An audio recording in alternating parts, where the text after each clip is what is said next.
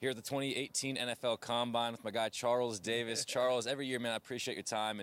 And this year, you're the fun year. You're in the broadcast booth with Kevin Burkhardt, taking the place of John Lynch, who's now in San Francisco. What do you make of what he's done in a year in the Bay Area? I think what he and Kyle Shanahan have done, that partnership that was forged right out of the gate, held true, and you could see it working. And the best part to me was their patience, because in the beginning, everyone has a plan. It was the old Mike Tyson. Everyone's got a plan until they get hit, right?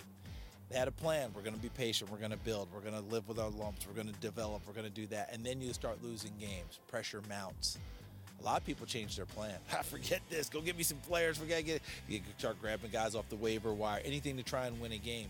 Those two held solid, you know. And I know the cynical side. Well, they both had 6-year contracts. But human nature is, I got to go win a game because they're competitive as all get out. They hung in there, stuck to the plan, and by the end of the season, we saw it with Jimmy Garoppolo coming in, the big 5-0 finish, beating the division champion Rams to finish it. All of it kind of came together. Now, does that mean that next year now all of a sudden they're an 11, 12-win team? It doesn't necessarily mean that, but it tells you there's validation for the plan, and I give those two amazing amount of credit for sticking to it, because most people wouldn't have done that. I'm curious what you think of the top end of the first round of this draft as John Lynch and Kyle Shanahan get ready for their second year running the show here on draft day. And it seems like it might not be necessarily a deep first round, but there are some really blue chip prospects at the top of the first round. And at pick 9, you're thinking, okay, that's the end of the top 10, but if there's going 4 quarterbacks going in the top 10, you might have a chance at some of those big guys, especially defensively. So what's your flavor? Who are your favorite guys on defense this year? Well, I love Tremaine Edmonds, the linebacker out of Virginia Tech. I love Roquan Smith, the linebacker out of Georgia. Obviously, Bradley Chubb, the pass rusher, but I think that he might be gone by the time we get to 9.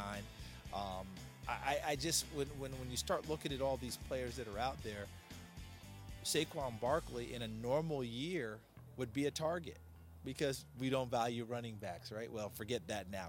Fournette went at 4 last year. McCaffrey went at 8. Both had big impacts. Gurley went at 4. Ezekiel Elliott went at 4. They've helped remake teams. So guess what? Barkley's not lasting that long. So who slides down to them? Is a Marcus Davenport as a pass rusher? Is he that kind of a guy that people are going to want to take that shot? Because he reminds me of Ziggy Ansah with more ball experience. Secondary guys, Derwin James, I think, is a safety or as a corner, depending on how you want to utilize him. He could be another big-time targeting player. So a lot of guys out there. And if you want big, the big kid out of Washington, Vita Vea, is big and as good as you're going to get in the draft. What's your philosophy when you're in the top 10? You know, you got to hit a home run. But also, if you see a guy that has all-world potential, like a Marcus Davenport, I mean, how do you mix that? It's about, between taking the sure thing and maybe taking a risk and rolling the dice a little bit.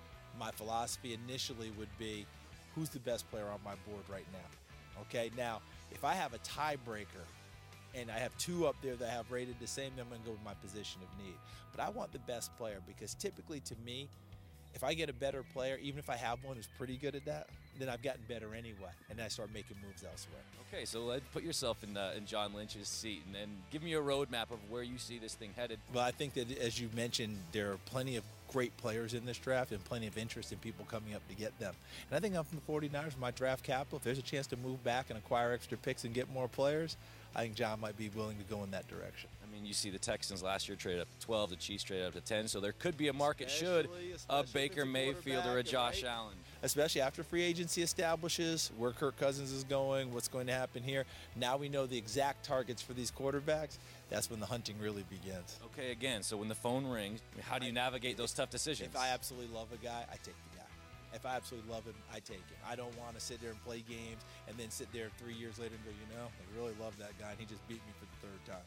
No, if I love a guy, I take him. Charles, I appreciate your time every year, man. You're a good dude. Hey, thanks for having me. Appreciate it.